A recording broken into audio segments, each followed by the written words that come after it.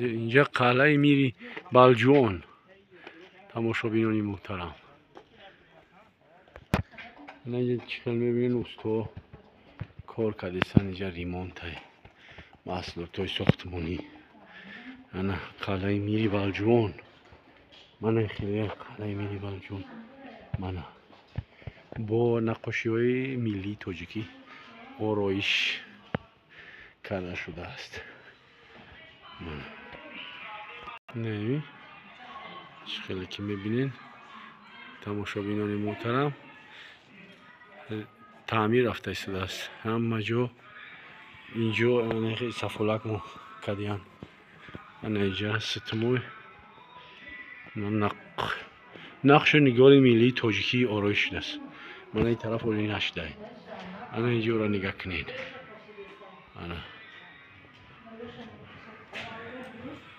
من چقدر زیبا است، عجایبات.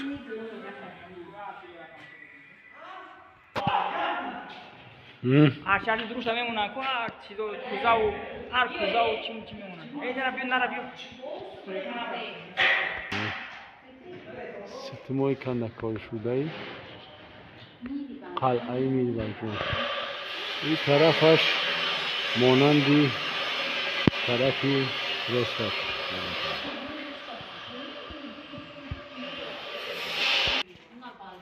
من دوستان عزیز، منم کیرپیچویی که دوجا دیدین تنها دیولده این خیلی کیرپیچوش 20 سانتی متر 25 با فکرم 20. این طرفش 5 چند 10 5.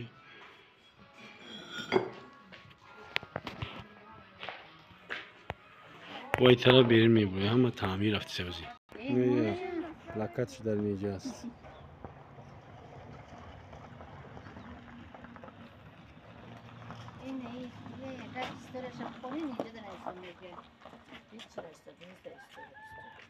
طرفش دوستان عزیز تماشابینان محترم قسمتی افتوشینی قلعه بالجوان، قلعه میری بالجوان ریمونت رتسه تعمیر. من این طرف مرکزی چشمم در افتون دیسه مرکزی نویه بالجوان انا همین جاست.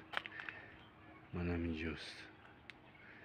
از بلندی بسیار جای زیبا میباشد. این نمای بیرونه قلعه بالجوان. از طرف نمای بیرونش از طرف شمال. این محصولات قشتای همین آرایشی که در تنه دیوار با اخید میمونند با کلاتکای هر خیل اینجا این سفالکوش. اون طرفی قسمت شرقی قلعه بالجوان از این طرف.